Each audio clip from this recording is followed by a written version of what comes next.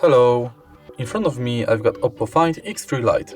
In this video I'll show you how to enable or disable touch to capture function in camera. In the beginning, let's enter camera and go to settings.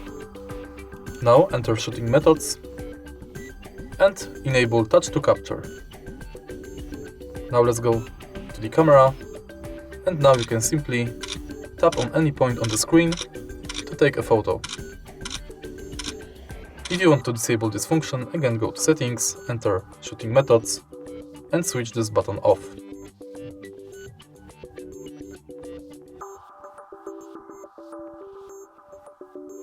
If you find this video helpful, please leave like, comment and subscribe.